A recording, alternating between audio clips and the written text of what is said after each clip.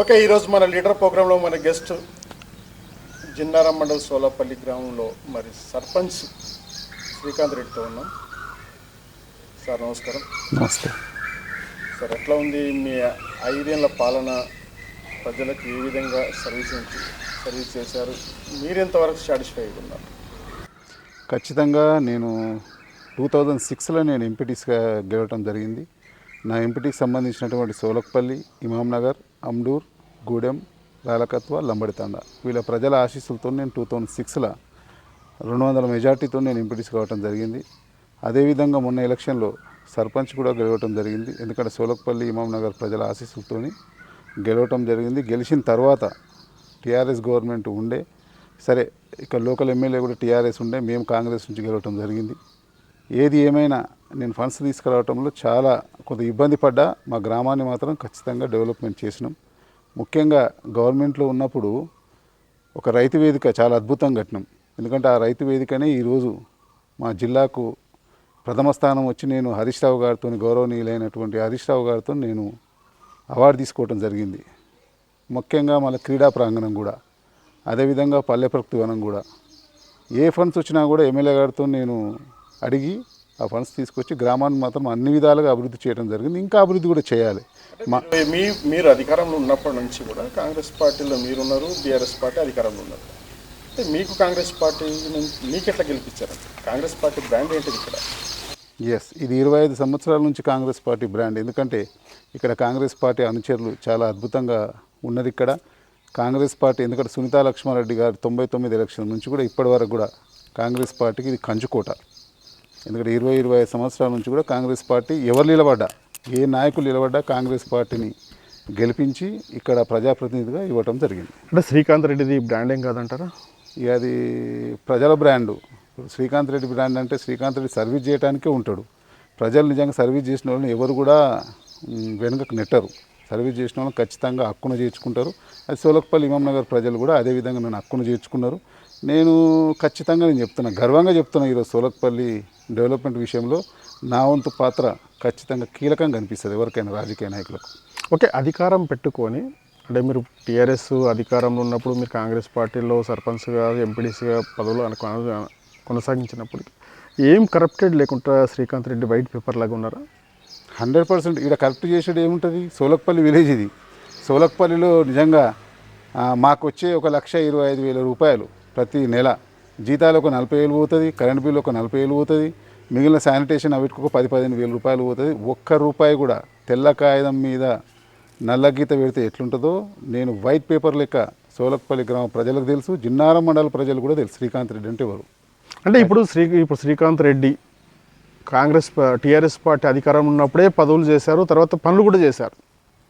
ఇప్పుడు అదే మళ్ళీ ప్రజలు అవకాశం ఇస్తే అదే పనులు ఇంకేం చేయబోతున్నారు? ఖచ్చితంగా. ఎందుకంటే మా నాయకుడు, జిల్లా నాయకుడు దామోదర్ రాజనరసింహ గారు ఉన్నారు. మా నిజంగా ఎందుకంటే కాటా శ్రీనివాస్ గౌడ్ గారు కొద్దిలో పోయిండు, 3,000 ఓట్లతో పోయిండు. ఆయన ముఖ్య అనుచరుడు నేను ఖచ్చితంగా దామోదర్ రాజనరసింహ గారి ఆశీస్సులు నాకు మెండుగా ఉంటాయి. సీనన్న కాటా శ్రీనివాస్ గౌడ్ గారి ఆశీస్సులు కూడా నాకు మెండుగా ఉంటాయి.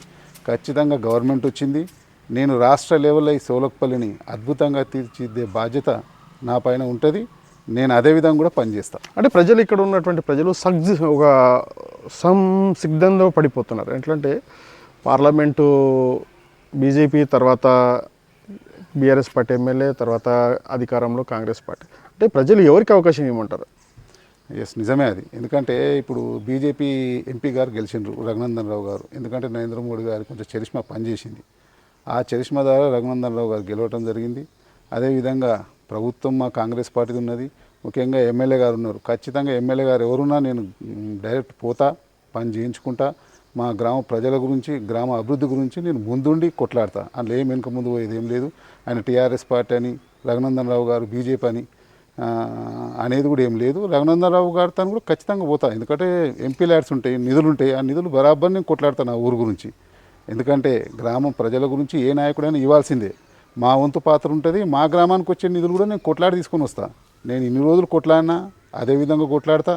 ప్రభుత్వం వచ్చింది కాబట్టి ప్రభుత్వ నిధులతో కూడా అభివృద్ధి చేస్తాను. అంటే మీరు ఈ నిధుల పట్ల టీఆర్ఎస్ పార్టీ అధికారం ఉన్నప్పుడు మీరు నిధుల కోసం ఎప్పుడైనా ఎమ్మెల్యే గారికి కానీ మీరు గట్టిగా నిధుల కోసం ఫైట్ చేశారా, లేకపోతే జెన్యున్గా వచ్చే నిధులతో అభివృద్ధి చేశారంటారు? అంటే యాక్చువల్గా ఇప్పుడు 15th సర్పంచ్ ఉన్నప్పుడు 15th ఫైనాన్స్ అవి ఉండే కొంత డిస్టర్బెన్స్ అయింది. డిస్టర్బెన్స్ అయినా కూడా కొన్ని funds NREGS national rural development funds కొన్ని వచ్చినాయి. ఆ ఫండ్స్ ద్వారానే డెవలప్మెంట్ ఇప్పుడు పల్లె ప్రగతి కావచ్చు, రైతు వేదిక కావచ్చు, క్రీడా ప్రాంగణం కావచ్చు, కొన్ని సీసీ రోడ్లు కావచ్చు, ఆ ఫండ్స్ మాకు బాగా రావడంతో మేము గవర్నమెంట్ ద్వారా ఎక్కువ అడగలేకపోయినాం. అడిగినా కూడా ఎమ్మెల్యే గారు అప్పుడప్పుడు ఇస్తుండే, అందులో ఏం దాపరికం ఏం లేదు. నేను కాంగ్రెస్ పార్టీ అయినా కూడా ఎమ్మెల్యే గారితో పోతే ఏ పనైనా ధైర్యంగా చేసుకొని వచ్చే ధైర్యం నాకుంది. ఓకే, అప్పుడు కేసీఆర్ పెట్టినటువంటిది ఒక జాయింట్ చెక్ పవర్ అనేది ఉప సర్పంచ్ సర్పంచ్లకు ఉండే, అది ఇప్పుడు అదే కొనసాగిస్తే బాగుంటుంది అంటారా? ఇప్పుడు వచ్చే ఎలక్షన్స్లో ఇప్పుడు వచ్చే సర్పంచ్ ఎన్నికైన తర్వాత, లేకపోతే అది రద్దు చేస్తే బాగుంటుంది అంటారా? అంటే నిజంగా కేసీఆర్ ప్రభుత్వంలో కొంత ఇబ్బందులు పడ్డారు సర్పంచులు. అందులోమి ఈ ఇబ్బంది పడాల్సిన అవసరం లేదు, నేనేం తప్పేం చెప్తలేను. ఖచ్చితంగా సర్పంచులు ఇబ్బంది పడ్డారు. ఇబ్బంది పడి ఫండ్స్ లేక నిజంగా అడ్వాన్స్ పనులు చేసి సర్పంచులు సొంత నిధులు, నిజంగా సొంత నిధులు అంటే కూడా నేను కొన్నిటి దగ్గర చెప్పడం జరిగింది. సరే రేపు ఒక 2-3 నెలల తర్వాత ఫండ్స్ వస్తాయనే ఉద్దేశంతో ఇంట్లో బంగారం కుదబెట్టి కూడా ఫండ్స్ డెవలప్మెంట్ చేయడం జరిగింది. కానీ ఇప్పటివరకు కూడా 15th ఫైనాన్స్ రాలే. ఇప్పుడు గవర్నమెంట్ లేదు, ఇంకా చేసిన సర్పంచులకు ఫండ్స్ కూడా రాలే. చాలా ఇబ్బందులు పడ్డారు సర్పంచులు, మాత్రం ఖచ్చితంగా ఇబ్బంది పడ్డారు. సరే చెక్ పవర్ అనేది ఉప సర్పంచులకు అది సిస్టమ్ నిజంగా టీఆర్ఎస్ గవర్నమెంట్ ద్వారా పెట్టినరు. ఇక మా కాంగ్రెస్ గవర్నమెంట్ కూడా ఎవరికి ఇస్తే బాగుంటుంది అనేది నాకంటే ప్రభుత్వానికి ఎక్కువ ఆలోచన ఉంటుంది కాబట్టి ఆ ఆలోచన పరంగా మాత్రం ఖచ్చితంగా నిర్ణయం తీసుకోవచ్చు. ఓకే, ఇప్పుడు ఎజెండా ఏంటిది శ్రీకాంత్ రెడ్డిది? జరగబోయే స్థానిక ఎలక్షన్స్లో ఎప్పుడు వచ్చాయి కూడా తెలియదు, ఇప్పుడు అక్టోబర్ అంటున్నారు. అంటే మీరు ఖర్చు వేశారా సర్పంచ్ సీట్ పైన? నేను ఖర్చు అనేది కాదు, ప్రజలే శ్రీకాంత్ రెడ్డికి ఖర్చు వేస్తారు. ఎందుకంటే ఈరోజు ఒక శ్రీకాంత్ రెడ్డి నిలబడటం కాదు, సోలక్పల్లిలో ఎవరు నిలబడ్డా ఏ రిజర్వేషన్ వచ్చినా నేను ఖడాఖండిగా చెప్తున్నా. ఈరోజు ఇంటర్వ్యూలో ఛాలెంజ్ కూడా చేస్తున్నా, నేను సోలక్పల్లిలో కాంగ్రెస్ పార్టీని గెలిపించే బాధ్యత నా భుజస్కంధాల మీద వేసుకుంటా. అది నేను కావచ్చు, లేకపోతే ఇంకెవరికైనా రిజర్వేషన్ ఇంకెవరైనా రావచ్చు, ఇంకేదన్నా కావచ్చు, ఎవరికి వచ్చినా ఇది Congress party seat, Congress party కుర్చీ. ఆ కుర్చీ మీద కాంగ్రెస్ పార్టీ దస్తి ఖచ్చితంగా నేను ఇస్తాను. ఏముంది చరిష్మా, ఏముంది శ్రీకాంత్ రెడ్డికి అంత ఛాలెంజ్ రావాల్సిన పని ఏంది? ఎందుకంటే బీఆర్ఎస్ పార్టీ చేసినటువంటి అభివృద్ధి మీద కదా మీరు చెప్పేది. ప్రజలు చేసిన సర్వీస్, ప్రజలకు ఎవరైతే సర్వీస్, ఇప్పుడు ఉదాహరణ అంటే నాకు తెలిసిన రాజకీయం నేను చెప్తున్నా. ఒక పెన్షన్ ఇప్పించినాం అనుకోండి, సర్వీస్ చేసినప్పుడు నిజంగా వాళ్ళు పడుతున్న సాటిస్ఫాక్షన్ మామూలుగా ఉండదు. ఒక 35 కేజీల బియ్యం ఇప్పిస్తాం అనుకోండి, వాళ్ళు పడుతున్న సాటిస్ఫాక్షన్ మామూలుగా ఉండదు. ఒక 5 లక్షల రూపాయలు ఒక ఇల్లు ఇప్పించినాం అనుకోండి, ఆ ప్రజలు మా దగ్గరకు వచ్చి వాళ్ళు చెప్తున్నట్టు విధానం అది నచ్చింది. అది నేను 100% ఈరోజు రాత్రి 12 గంటలకు ఎవరైనా ఇబ్బంది ఉందనుకోండి, నేను రాత్రి 12 గంటలకు లేచిపోతా ప్రజల గురించి. ఏ సమస్య అయినా, ఎంత పెద్ద సమస్య అయినా, పోలీస్ స్టేషన్ కావచ్చు, రెవెన్యూ కావచ్చు, ఇంకేదైనా పర్సనల్ సమస్యలు కావచ్చు, ఆ ప్రజల దగ్గర నేను సొంత అన్న లెక్క, తమ్ముని లెక్క, వాళ్ళ కుటుంబ సభ్యుల లెక్క నేను ఆ సోలక్పల్లి ఇమామనగర్ ప్రజలకు నేను అందుబాటులో ఉంటా. అందుకే ప్రజలు నన్ను హక్కున చేర్చుకుంటారు. 25 సంవత్సరాల సంది కూడా కాంగ్రెస్ పార్టీ ఇక్కడ ఉన్నదంటే కాంగ్రెస్ పార్టీ కార్యకర్తలు అంత స్ట్రాంగ్ ఉన్నారు, గట్టిగా ఉన్నారు. ఎవరు నిలబడ్డా కూడా కాంగ్రెస్ పార్టీ నాయకుని ఎన్నుకుంటారు. అంటే మీరు కాంగ్రెస్ పార్టీ నుంచి పాలన చేసినప్పుడు మీకు ఇబ్బంది కలిగించలేరా బీఆర్ఎస్ పార్టీ నాయకులు? ఎస్, ఒక సర్పంచ్గా నిజంగా స్టేట్ పాలసీస్ అన్ని ఇబ్బందికరమైన విషయం ఉండే. ఇక ఇబ్బందులు ఉన్నా మనము తప్పని పరిస్థితి. సరే సొంత నిధులు పెట్టుకున్నామా, ఏం పెట్టుకున్నామా, ప్రజలకు అందుబాటులో ఉన్నాం, లేకపోతే ప్రజలు ఏమంటారు, ఏమి శ్రీకాంత్ రెడ్డి గారు నీకు ఓటేసి గెలిపించినా, మరి గెలిపించిన తర్వాత నువ్వు ఏం చేస్తున్నావు, ఏం సంగతి అని ప్రజలు కూడా మమ్మల్ని క్వశ్చన్ చేస్తారు. కానీ ప్రజలకు ఏం తెలుసు, ఏం తెలియదు. ఎక్కడికి వెళ్ళి ఫండ్స్ వస్తున్నాయి, ఏం ఫండ్స్ వస్తున్నాయి అనేది ప్రజలకు ఎవరు కూడా అవసరం ఉండదు. ప్రజలకు ఏం అవసరం, నాకు మోర్ చేసినావా, నాకు సీసీ రోడ్ చేసినావా, నాకు లైట్ వేసినావా, నాకు ఇన్ఫ్రాస్ట్రక్చర్ డెవలప్మెంట్ చేసినావా అనేది ముఖ్యం. కానీ నేను మాత్రం ఖచ్చితంగా నా సొంత నిధుల, ప్రభుత్వం నిధులు కొంత, సొంత నిధులు కొంత ఖచ్చితంగా పెట్టుకొని సోలక్పల్లి అభివృద్ధిలో అగ్రభాగానున్నా. నేను జిన్నారం మండలంలో సోలక్పల్లి అగ్రభాగాన్ని ఉంటా. ఎందుకంటే ప్రతి నెల 1,25,000 రూపాయలు మాత్రమే వచ్చేటివి. ఆ డబ్బులతోనే ఇంత పెద్ద అగ్రగామిగా ఒక రాష్ట్ర గౌరవనీయులైనటువంటి రాష్ట్ర హరీష్ రావు గారు మినిస్టర్ గారి చేతుల మీద నేను తీసుకున్నంటే అది సోలక్పల్లి గ్రామ ప్రజల ఆశీస్సులు, ఇమాంనగర్ గ్రామ ప్రజల ఆశీస్సులు మాత్రమే. ఇప్పుడు అంత చరిస్మాగా ఉన్నటువంటి శ్రీకాంత్ రెడ్డికి బీఆర్ఎస్ కాండవ ఎందుకు కప్పలేదంటారు? అంటే ఇంకోటి, సరే ఇప్పుడు మాకు సునీతా లక్ష్మారెడ్డి గారు మాకు గురువు. ఎందుకంటే సునీతా లక్ష్మారెడ్డి ఉన్నప్పుడు మేము రాజకీయంలో చాలా చురుగ్గా పాల్గొంటున్నాం. చాలామంది పోయినప్పుడు కూడా నాకు ఎందుకో నచ్చలే. నేను కాంగ్రెస్ గవర్నమెంట్ పరదా కింద ఉన్నా, అందరూ పోతే నిజంగా ఆనాడు ఏదైతే బ్రిటిష్ వాళ్ళు అప్పుడు మనని భారతదేశాన్ని పాలించినప్పుడు అందరు బ్రిటిష్ వాళ్ళ చేతి కింద పోతే భారతదేశం స్వతంత్రం వచ్చేదా? అది కాదు. కాంగ్రెస్ పార్టీ నాయకులు, కార్యకర్తలు, కొంత కడరు కట్టిన నాయకులు, కొంత జెండా పట్టుకొని తిరిగిన నాయకులు ఉన్నారు కాబట్టి ఈరోజు కాంగ్రెస్ పార్టీ 135 సంవత్సరాల సంది మనగలుగుతుంది, ఉండగలుగుతుంది, నడవగలుగుతుంది. ఈరోజు భారతదేశాన్ని ఏలగలుగుతున్నారు. అంటే పటంచెరు కాన్స్టిట్యున్సీలో కాంగ్రెస్ పార్టీ ఉండకూడదు అనేది టార్చర్ చాలా పెట్టినటువంటి సందర్భాలు మేము విన్నాం. బీఆర్ఎస్ పార్టీ వాళ్ళు మీ శాసనసభ్యుల నుంచి కావచ్చు, తర్వాత పార్టీ బేసిక్ మొత్తానికి కావచ్చు, అంటే మొత్తానికే కాంగ్రెస్ పార్టీ ఉండకూడదని ఒక ఛాలెంజ్గా తీసుకున్నారు. సరే, ముఖ్యమంత్రి గారు తీసుకున్నంత మాత్రాన అది ఊరిగేది ఏముండదు. ఎందుకంటే 135 సంవత్సరాల పార్టీ కాబట్టి అది ప్రజల లోపల ఉంటుంది. ఈరోజు ఒకరిని ముంచేద్దామని అంటేనే వాళ్ళు కూడా మునిగిపోయే పరిస్థితి ఈరోజు ఉన్నది. ఎందుకంటే ఎంపీ ఎలక్షన్లో ఒక్క సీటు కూడా రాలేదు. సరే, అంత డీప్గా అది పెద్ద పెద్ద రాజకీయ నాయకుల పని, అంత డీప్గా నేను పోదలుచుకోలేదు. ఎదుటోని కొడదామని అనుకుంటే వాళ్ళు దవ్వుకున్న గుంతలో వాళ్ళే పడతారు. ఈరోజు టీఆర్ఎస్ పరిస్థితి కూడా అదే పరిస్థితి ఉన్నది. ఖచ్చితంగా కాంగ్రెస్ పార్టీ మన రేవంత్ రెడ్డి గారి ఆధ్వర్యంలో, నేను మళ్ళా చెప్తున్నా, రేవంత్ రెడ్డి గారు 10 సంవత్సరాలు ఎవ్వరు కూడా ఆపలేరు.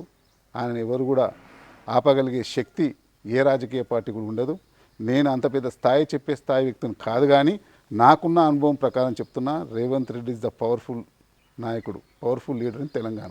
ఏంటిది ఇప్పుడు రేవంత్ రెడ్డి వచ్చిన తర్వాత సంక్షేమ పథకాలు చాలా అద్భుతంగా జరుగుతాయని చెప్పేసి చాలా ఆర్భటాలు చేశారు.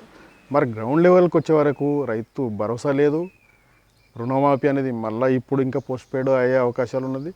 మరి ఈ గ్రౌండ్ లెవెల్లో మీరు మరీ అగ్రికల్చర్ సంబంధించినటువంటి గ్రామాలలో ఉన్నటువంటి సర్పంచ్గా మీరు చెప్తా ఉన్నారు.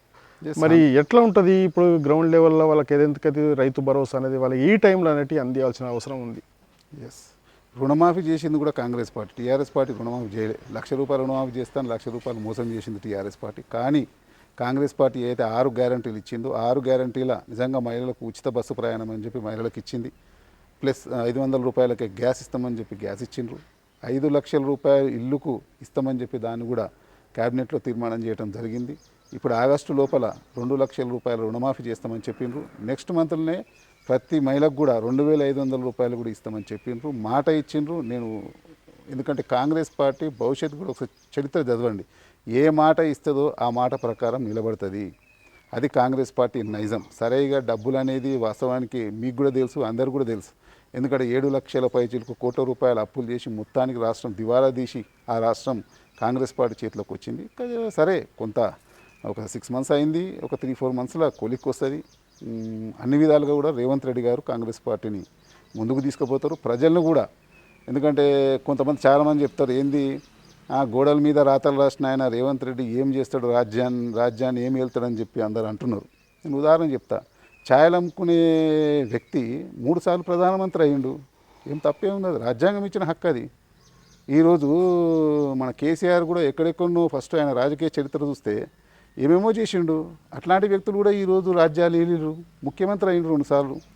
అదే ఇప్పుడు లబ్బర్ చెప్పులు ట్రంక్ పెట్ట వేసుకొని వచ్చినటువంటి హరీష్ రావు గారు 10 సంవత్సరాలు మినిస్టర్ ఉన్నారు. గోడల మీద రాతలు రాసిన ఆయన రేవంత్ రెడ్డి గారు ముఖ్యమంత్రి కావద్దని ఏమైనా రాసిందా? ఖచ్చితంగా మేము కాంగ్రెస్ పార్టీ నాయకులం, కార్యకర్తలం గర్వంగా చెప్పుకుంటాం. రేవంత్ రెడ్డి గారు మా ముఖ్యమంత్రి, కష్టపడ్డాడు, తిరిగిండు. ఈరోజు తెలంగాణలో కాంగ్రెస్ పార్టీ తీసుకురావడంలో కీలక పాత్ర వహించిండు రేవంత్ రెడ్డి గారు.